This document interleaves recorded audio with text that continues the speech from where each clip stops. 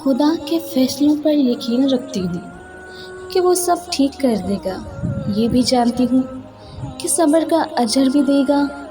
اس بات پر بھی یقین رکھتی ہوں کہ وہ میرے حق میں بہترین فیصلہ کرے گا۔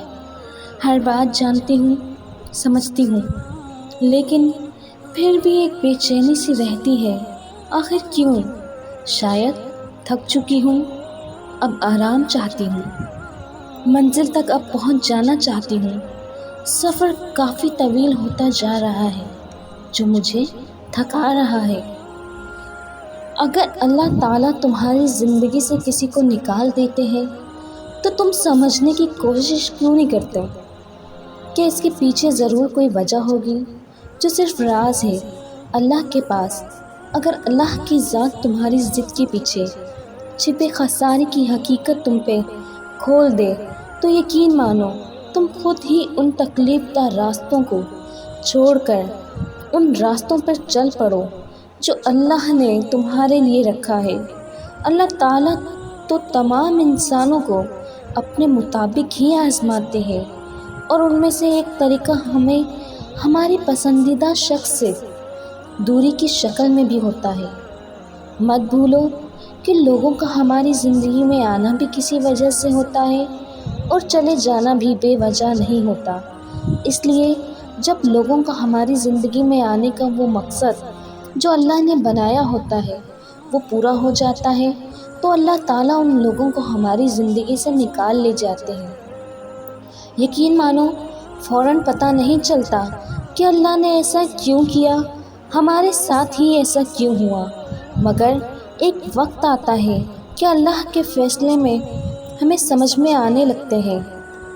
تم اذیت کے پیچھے چھپی حکمت کو سمجھنا شروع ہو جاتے ہو، اور پھر تم انہی فیصلوں پر اللہ کا شکر ادا کرتے ہو کہ جن کی وجہ سے تم ماضی میں رویا کرتے تھے۔ تم نہیں سمجھ سکتے اپنی ذات کو بھی، مگر اللہ تمہیں تمہارے دل کو تم سے بہتر سمجھتا ہے۔ یقین مانو اللہ بہت قدردان ہے، اور اس سے بڑھ کر اس کے بندے کی قدر کوئی نہیں جان سکتا۔ اس لیے بھی اللہ بے قدرے لوگوں کو تمہاری زندگی میں رہنے نہیں دیتا۔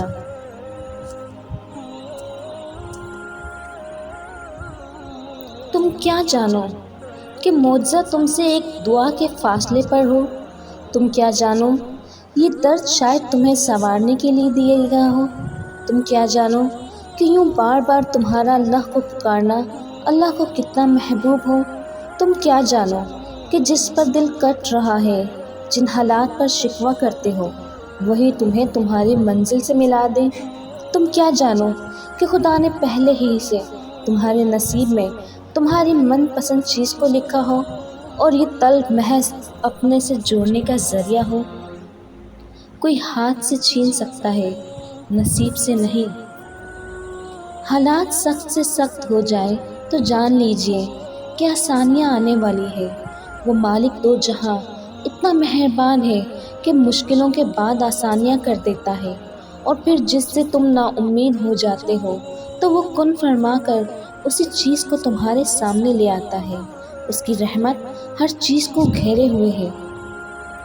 نصیب کا بدل جانا میں نے اپنی قسمت کو اللہ پر چھوڑ دیا ہے، اس لیے نہیں کہ وہ بہتر کرے گا، بلکہ اس لیے کہ اللہ سے بہتر کوئی کر ہی نہیں سکتا۔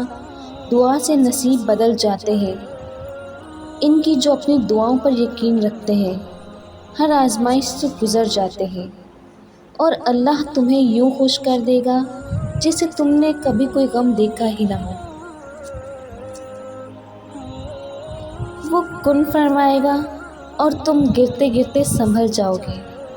بے شک میرا رب جو چاہے کر سکتا ہے۔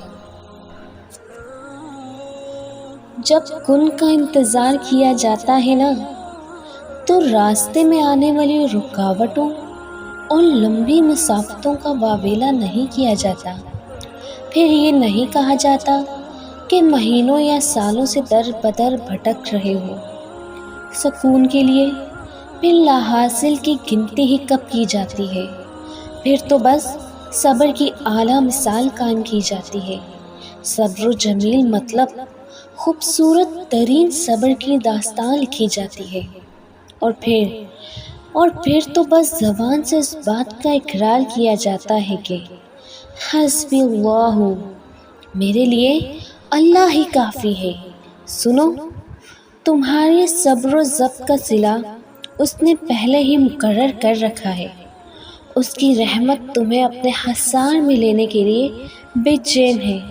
بس وہ چاہتا ہے کہ تم اس سے اپنے تمام دکھ درد بانٹو، اسے چپکے چپکے اپنے دل کا حال سناتے رہو۔ اسے تمہاری قربت پسند ہے، اسے پسند ہے تمہارے منہ سے نکلا ہوا ہر وہ لفظ جو زبان سے ادا ہونے کے بجائے دل کی تڑپ بیان کرتی ہے۔ لاکھوں کروڑوں لوگوں میں سے اگر اس نے تمہیں ہی دعا کی توفیق دی ہے نا، تو پھر اس بات پر بھی یقین رکھو کہ وہ تمہیں ایسے نوازے گا کہ تم حیران رہ جاؤ گے۔ جیسے خزاں کے بعد بہار اجڑے ہوئے باغ کو پھر سے لہلاتے ہوئے پھولوں سے بھر دیتی ہے نا، بالکل ایسے ہی اللہ رب العزت تمہاری زندگی میں بھی خوشیوں کی مہک بھر دے گا۔ اس لیے کہ جو 7 زمینوں اور 7 آسمانوں میں رہنے والی ہر شے کا نظام سنبھالے ہوئے ہے، کیا ایسا ہو سکتا ہے کہ تم تکلیف میں مبتلا ہو اور وہ تمہارے درد کی دوا نہ کرے؟ کیا ایسا ہو سکتا ہے کہ تم اپنے پاش ہوئے دل کو اس کے روبرو لے کر جاؤ اور وہ ان کرچیوں کو محبت سے نہ سمیٹے؟ کیا اس کے لیے تمہاری دعاؤں پر کن کہنا زیادہ مشکل ہے کہ زمین و آسمان کا بنانا؟ اس لیے جہاں اتنا زیادہ انتظار کیا ہے، وہاں تھوڑا سا انتظار اور سہی۔